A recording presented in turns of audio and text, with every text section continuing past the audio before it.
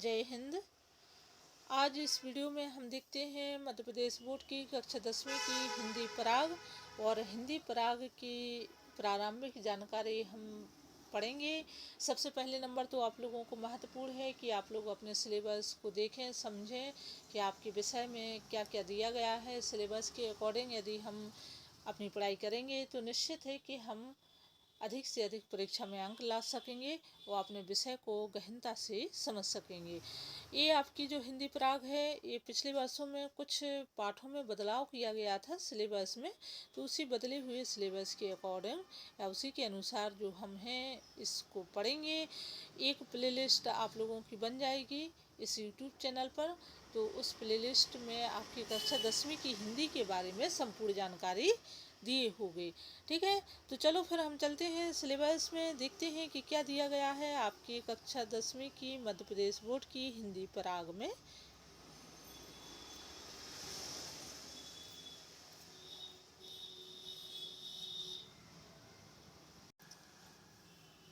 ये आपका आ गया सिलेबस, विषय सूची अध्याय में दिए गए हैं। तो नंबर 1 पर दिया है आपका पद्य साहित्य का इतिहास। पद्य साहित्य का मतलब होता है वह साहित्य जिसको हम सीधे सीधे पढ़ते नहीं हैं, कहीं ना कहीं लय, तुक, छंद आदि के सम्मिश्रण के साथ गायन शैली में पढ़ते हैं। ठीक है, तुकांत वह लेखन जो गायन शैली में प्रयुक्त होता है उसको पद्य साहित्य कहते हैं। जैसे मीरा के पद हुए, कबीर के दोहे, रामचरितमानस की दोहा चौपाई, ये किस साहित्य में है? पद्य साहित्य में। हिंदी में साहित्य को दो भागों में बांटा गया है। पहला है पद्य प्रारंभिक जो था वो पद्य, और दूसरा है गद्य। वर्तमान में हिंदी का जो स्वरूप है वो कैसा है? गद्य का स्वरूप है। यानी कि जैसे कोई हमने निबंध पढ़ा या हमारी जो बातचीत है वो कैसी है? सीधे सीधे हम बातचीत करते हैं, बोलते हैं, तो वह गद्य के अंतर्गत आ जाता है। तो हम प्रारंभिक अपनी हिंदी में पद्य साहित्य के इतिहास के बारे में जानेंगे। इसके महत्वपूर्ण प्रश्नोत्तर हैं उसको पढ़ेंगे। फिर इसके बाद दूसरे नंबर पर दिया है काव्यखंड। तो काव्यखंड में कवि की परिचय, भाव, सारांश, संपूर्ण पाठों या पद्यांशों की सप्रसंग व्याख्या, पाठों के अभ्यास एवं अन्य परीक्षा उपयोगी प्रश्नोत्तर के बारे में जानेंगे। इसके बाद फिर आते हैं आपके जो पाठ, तो क्या है? जैसे पद हैं तो सूरदास जी के पद दिए गए हैं। सूरदास जी भक्तिकालीन कवि हैं। राम लक्ष्मण परशुराम संवाद तुलसीदास जी इसके लेखक हैं। कवित्व एवं सवैया देव लेखक हैं। आत्मकथ्य के लेखक जयशंकर प्रसाद हैं, तो इनके बारे में जानेंगे। 5वें नंबर पर है उत्साह अट नहीं रही, सूर्यकांत त्रिपाठी निराला है इसके लेखक, और जो चित्र दिया है वो सूर्यकांत त्रिपाठी निराला का ही चित्र दिया है। ये जो है ये निराला जी है। ठीक है, इसके बाद फिर हम देखते हैं क्या 6वें नंबर पर यह दंतुरित मुस्कान और फसल, इसके लेखक हैं नागार्जुन, ये बिहार के रहने वाले हैं। 7वें नंबर पर छाया मत छूना, गिरजा कुमार माथुर, कन्यादान, ऋतुराज संगतकार, इसके लेखक हैं मंगलेश डबराल। फिर इन पाठों के हम महत्वपूर्ण वस्तुनिष्ठ प्रश्नोत्तर हैं जो कि आपकी वार्षिक परीक्षा में आते हैं, तो उन प्रश्नोत्तरों के बारे में जानेंगे। आगे हम देखते हैं गद्य की विधाओं का विकास क्रम, कि किस तरह से गद्य की विधाओं का विकास क्रम रहा है। उदाहरण के लिए गद्य की विधाएं जैसे निबंध, कहानी, उपन्यास, नाटक, एकांकी, रिपोर्टाज, जीवनी, आत्मकथा, ये सब क्या है? ये गद्य की विधाएं हैं। तो इन विधाओं की प्रारंभिक जानकारी हम पढ़ेंगे। इनकी शुरुआत कहाँ से हुई, किन किन लेखकों ने कौन कौन सी गद्य की विधाएं प्रारंभ की, इनके बारे में हम संक्षिप्त में जानेंगे और इनके प्रश्नोत्तर पढ़ेंगे। चौथे नंबर पर दिया गया है गद्यखंड। तो गद्यखंड के अंतर्गत क्या हमें पढ़ना है? लेखक का जीवन परिचय पढ़ना है, पाठ का सारांश, कठिन शब्दांश या शब्दार्थ, गद्यांशों की सप्रसंग व्याख्या, पाठों के अभ्यास एवं अन्य परीक्षा उपयोगी प्रश्नोत्तर में पढ़ना है। ठीक है, गद्यखंड के अंतर्गत ये पाठ हैं अपने विषय में। क्या नेताजी का चश्मा, लेखक हैं स्वयं प्रकाश। जो 10वें नंबर पर है। 11वें नंबर पर है बाल गोविंद भगत, राम वृक्ष बेनीपुरी, लखनवी अंदाज, यशपाल, मानवीय करुणा की दिव्य चमक, सर्वेश्वर दयाल सक्सेना। एक कहानी यह भी, मन्नू भंडारी, स्त्री शिक्षा के विरोधी, कुतर्कों का खंडन, महावीर प्रसाद द्विवेदी, नौबत खाने की इबादत, यतेंद्र मिश्र, और संस्कृति भदंत आनंद कौशल्यायन इसके लेखक हैं। ठीक है, तो इन पाठों के बारे में हम जानेंगे। इसके बाद फिर हम देखते हैं क्या पाठों के महत्वपूर्ण जो प्रश्नोत्तर हैं उन प्रश्नोत्तरों को पढ़ेंगे हम। और इसके बाद अगला है आपका जो इस विषय में लेखक का परिचय, पाठ सारांश, अभ्यास और परीक्षा उपयोगी प्रश्नोत्तर। इसके बाद जो अन्य पाठ हैं वह हैं आपके नंबर 1 पर हैं माता का आंचल, शिव पूजन सहाय, जाज पंचम की नाक, कमलेश्वर, साना साना हाथ जोड़, मधु कंकरिया, यही ठैया, झुलनी, हे रानी हो रामा, शिव प्रसाद मिश्र, रुद्र, और मैं क्यों लिखता हूँ अज्ञेय।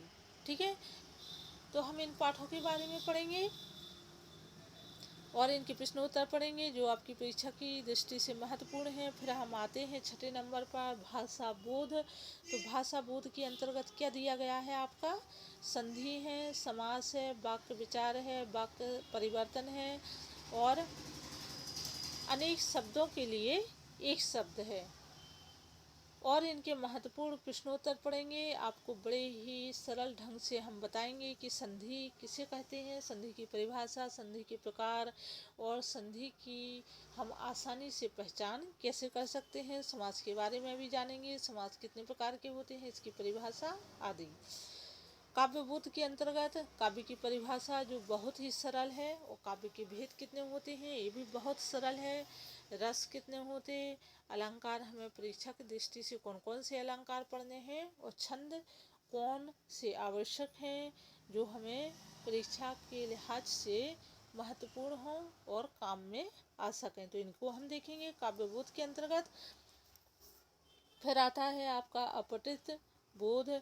तो इसमें अपठित गद्यांश और अपठित पद्यांश दोनों को देखेंगे। 9वें नंबर पे है आपका पत्र लेखन। इसमें पारिवारिक पत्र, विद्यालयी पत्र और कार्यालयी पत्र है कि जब भी हम कोई पत्र या लेटर लिखते हैं तो पारिवारिक पत्र में क्या क्या हमें सावधानियां बरतनी है, प्रारंभ में हमें कैसे शुरुआत करनी है, विद्यालयी पत्र हमें लिखना है तो उसमें क्या क्या लिखना है, जोड़ना है, और कार्यालयी पत्र किस तरह से लिखना है, तो इसको हम जानेंगे। ठीक है, इसके बाद फिर हम देख लेते हैं हमारा आ जाता है निबंध लेखन। ये अंतिम आपका जो भाग है निबंध लेखन। यहाँ पे बहुत सारे दिए हैं लेकिन हमें वही निबंध पढ़ना है जो परीक्षा की दृष्टि से महत्वपूर्ण होंगे। इसमें कुल टोटल 30 निबंध दिए गए हैं। आप लोग कमेंट बॉक्स में ज़रूर बताएं कि कौन कौन से निबंध परीक्षा की दृष्टि से महत्वपूर्ण है। मैं तो बताऊंगी ही कि 30 में से कम हम 10 या 15 निबंध ऐसे चुनेंगे, सिलेक्ट कर लेंगे जो कि आपकी परीक्षा में आने की पूरी संभावना है। इसमें परहित सरस, धर्म नहीं भाई, विद्यार्थी और अनुशासन, जनसंख्या वृद्धि, राष्ट्रीय एकता, समाचार पत्र, विज्ञान के बढ़ते चरण, मानव जीवन में खेलों का महत्व आदि ऐसे बहुत सारे निबंध दिए हैं तो उनको हम पढ़ेंगे और ये आपकी परीक्षा में भी पूछे जाते हैं। इसके बाद फिर हम देखते हैं अपना जो प्रारंभिक हिंदी का पद्य इतिहास है उसको हम पढ़ लेते हैं। ठीक है, तो ये ज़्यादा बड़ा नहीं है। हिंदी की प्रारंभिक जानकारी इसमें दी गई है कि आपको हिंदी की प्रारंभिक जानकारी किस तरह से पढ़ना है। इस हिंदी गद्य की जो गद्य की नहीं पद्य की जो प्रारंभिक जानकारी है तो इसको मैं पढ़ती जा रही हूँ, आप सुनिए, बस इतने में ही आपको बहुत कुछ याद हो जाएगा। प्रारंभ में छपाई आदि के अभाव में गद्य को कंठस्थ करना संभव नहीं था। जैसे अभी मैं जो लेख पढ़ रही हूँ इसका कौन सा रूप है, ये गद्य रूप है। जैसे अभी हम रामचरितमानस की चौपाइयाँ पढ़ेंगे तो वो कौन सा रूप होगा, वो पद्य रूप होगा। तो शुरू में जो गद्य था उसको याद नहीं किया जा सकता था, इसलिए जो लेखन है वो किस में लिखा गया, पद्य में, वो पद्य को याद करना आसान होता था। तो इस तरह से हमारा जो इतिहास की जो लेखन परंपरा है वो याद कर करके या कंठस्थ कर करके बची रही। इसलिए हिंदी साहित्य का प्रारंभ पद्य रचना से हुआ। हिंदी पद्य की प्रारंभ तो लगभग 8वीं शताब्दी से 9वीं शताब्दी तक हो गया था, किंतु इसका व्यवस्थित रूप 10वीं शताब्दी में हो पाया। आचार्य रामचंद्र शुक्ल ने इसका प्रारंभ संवत 1050 से मानते हैं। हिंदी पद्य साहित्य का काल विभाजन इस प्रकार से किया गया है। आदिकाल, जिसको हम वीरगाथा काल के नाम से जानते हैं, इसका समय है सन 993 से सन 1318 तक। दूसरे नंबर है पूर्व मध्यकाल, जिसका समय है, जिसे हम भक्ति काल के नाम से भी जानते हैं, इसका समय है 1318 से 1643 ईस्वी तक। तीसरा है उत्तर मध्यकाल, जिसे हम रीतिकाल के नाम से जानते हैं, इसका समय है 1643 से 1843 तक।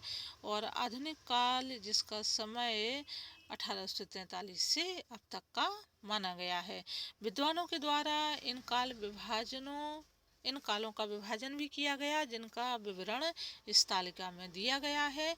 यह तालिका जो है आपको बहुत ही उपयोगी होगी आपको याद करने की दृष्टि से, या फिर इसको आप पॉज करके लिख लीजिए या इसका स्क्रीनशॉट ले लीजिए।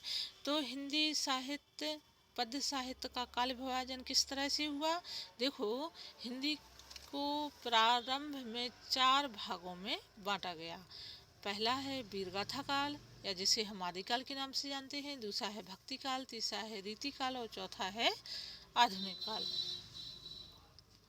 वीरगाथा काल का कोई भी विभाजन नहीं हुआ। भक्ति काल को 2 भागों में बांटा गया, निर्गुण भक्ति धारा और सगुण भक्ति धारा। निर्गुण का मतलब होता है ईश्वर का निराकार रूप, जैसे मुस्लिम धर्म है, ठीक है, तो उनका कैसा है उनकी ईश्वर का रूप, निर्गुण निराकार। और सगुण, जैसे हिंदू धर्म है, तो सगुण मतलब ईश्वर का साक्षात रूप। तो भक्ति काल को निर्गुण और सगुण भक्ति में बांटा गया। इसके भी 2 भाग हुए। तो निर्गुण भक्ति के 2 भाग, ज्ञान मार्गी शाखा, प्रेम मार्गी शाखा, और सगुण भक्ति के 2 भाग, राम भक्ति शाखा और कृष्ण भक्ति शाखा हुई। रीतिकाल के भी 2 भाग हुए, रीतिबद्ध और रीति मुक्त। इनको हम आगे चल कर के विस्तार से जानेंगे। आधुनिक काल को जो है 5 भागों में बांटा गया। कौन कौन से हुए ये 5। आधुनिक काल का जो प्रारंभ है वो भारतेंद्र युग से हुआ। तो पहला है भारतेंद्र युग, दूसरा है द्विवेदी युग, तीसरा है छायावादी युग, चौथा है प्रगतिवादी युग, 5वां प्रयोगवाद या नई कविता के नाम से हम इसे जानते हैं। इस विभाजन में नामकरण का आधार काव्य प्रवृत्तियों, व्यक्तियों तथा काव्य धाराओं को बनाया गया है। यहाँ पर लेखक का कहना है कि यह विभाजन जो है काव्य की प्रवृत्तियाँ किस तरह से थीं, व्यक्तियों तथा काव्य धाराओं को ध्यान में रख कर के यह जो तालिका है या चार्ट है बनाया गया है। यह काल विभाजन समग्र हिंदी पद्य साहित्य की झलक प्रस्तुत करने में समर्थ है। पाठ्यक्रम में निर्धारित रीतिकाल एवं आधुनिक काल का समय परिचय दिया जा रहा है। तो आज के लिए इतना ही। इस वीडियो में हमारी जो कक्षा 10वीं की हिंदी है, अगले वीडियो में आप लोगों को मैं बताऊंगी जो हमारा हिंदी साहित्य का पद्य साहित्य है उसकी प्रारंभिक जानकारी संक्षिप्त में और दी गई है, तो उसको हम पढ़ेंगे। फिर इसके बाद हम अपने पाठों पर आएंगे। आप लोग ज़्यादा से ज़्यादा लाइक कमेंट करिए और कमेंट में बताइए कि आपको हिंदी की कक्षा 10वीं की हिंदी है उसकी तैयारी किस तरह से करनी है। तो आज के लिए इतना ही। हम फिर मिलते हैं नए वीडियो में नए टॉपिक के साथ। तब तक के लिए धन्यवाद।